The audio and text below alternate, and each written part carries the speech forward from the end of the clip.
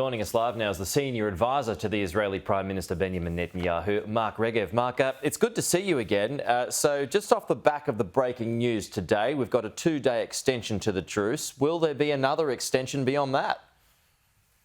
It all depends on Hamas, because we've said publicly that we're willing to extend the truce by 1 day each time for 10 released hostages. And so if Hamas keeps releasing hostages, the truce will continue. But today's bittersweet. Today was the 4th release in 4 days, and we got 50 people out, 50 women and children. Tonight on the last release, the one that's just happening now, 11 people, 9 children, of them twins 3 years old. And I just stress that point because I want you and the audience to understand. Hamas kidnapped twins aged 3. What does that tell you about Hamas and who they are? They kidnapped toddlers.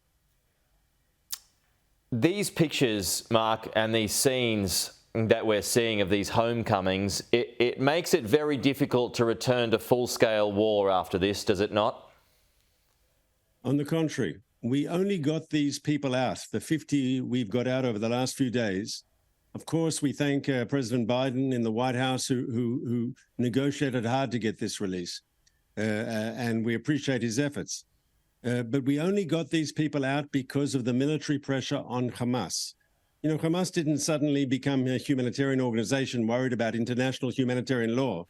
On the contrary, they're a group of terrorists, they're extremists, they're fanatics, and they're brutal. We've seen their brutality, the way they killed our people. They have released hostages because of the pressure that they were under from the Israeli Defense Forces. We were breaking up their military machine. We were eliminating their senior leadership. They were desperate for a timeout. And the only way they could get such a break, such a respite, was to agree to the release of hostages. So actually, the military campaign against Hamas has facilitated the release of these 50 hostages. Okay. And if this continues, more hostages will be out too. So you wouldn't have a problem going back to full-scale war, full-scale bombing?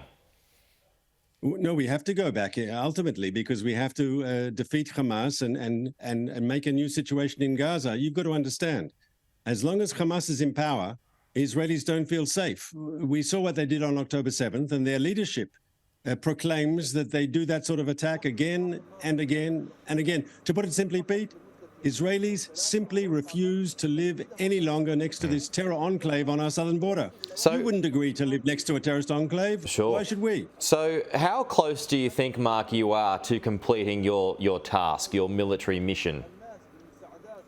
I'm sorry, but I can't put a time on it. The goal is the end of Hamas's rule in Gaza and the return of all our hostages. As long as it takes, it'll take.